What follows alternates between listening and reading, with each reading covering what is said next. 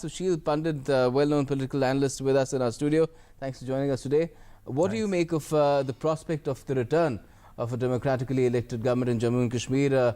There has been a hiatus of 11 weeks and that has perhaps given time for things to settle down a little bit further between the two allies, whatever that was needed, and that's what is being done even now? Yes, the state of Jammu and Kashmir has always been a very sensitive place, and the politics has a huge bearing on the overall stability of the state polity as well as the nation's security and various other challenges that the circumstances pose from the state.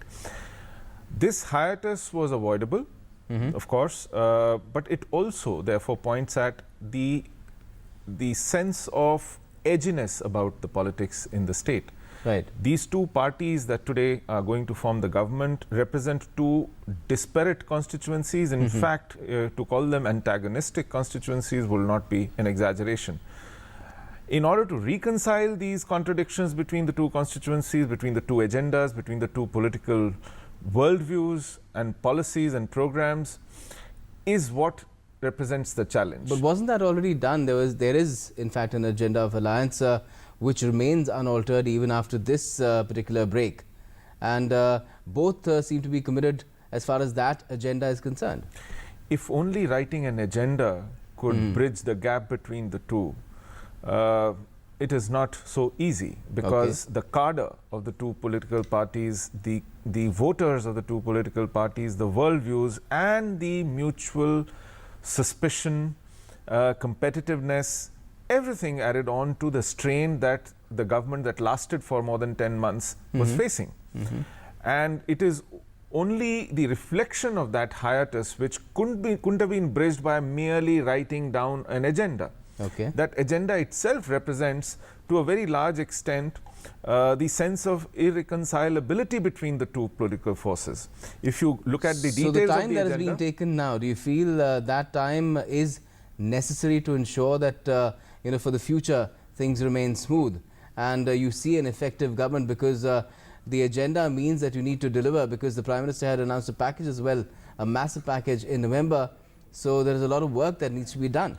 Of course, but more than time, because time, if fruitfully used in order to weed out the mutual suspicions and mistrust, was time well spent. Yes. But it seems that it is the force of circumstances, it is the compulsion of the numbers that has forced them together into the marriage yet again. Yes. However, there is an agenda.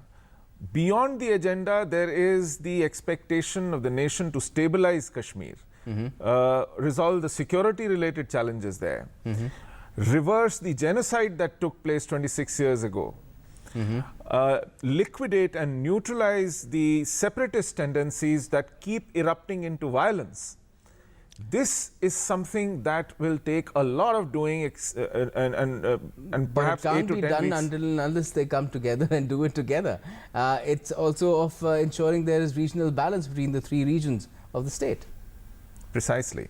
In terms of development and meeting people's aspirations. Exactly. And that is reflected not just in the numbers that these two parties have, but also the chemistry they evolve of mutual trust and working together, and also convergence on the crucial issues where there can be no compromise. You cannot play footsie with separatism. You cannot lower your guard against the tendencies that are fissiparous, and you cannot paper over them and pretend that they don't exist.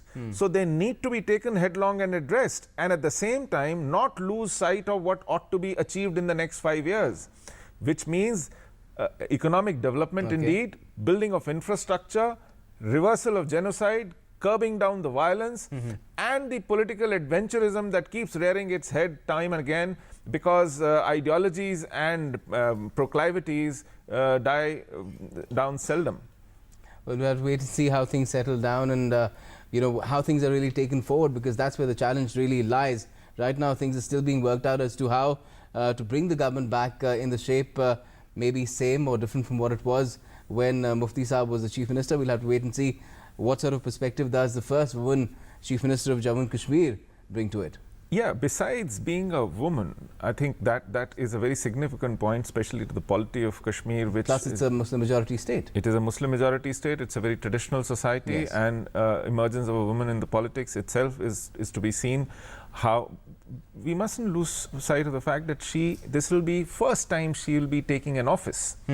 So, political experience, administrative experience, and the acumen or the lack of it is also going to bear upon the fact as to whether she'll manage this coalition to some tangible achievements on ground or not.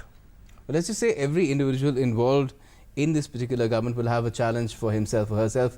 Perhaps the highest will be for Mehbooba Mufti herself, but even for the two coalition partners. Thank you a lot for joining us tonight, and we'll have to wait and see when that government is formed and how it really goes ahead at doing that job that is required to be done in Jammu and Kashmir. Thanks for joining us for the time being.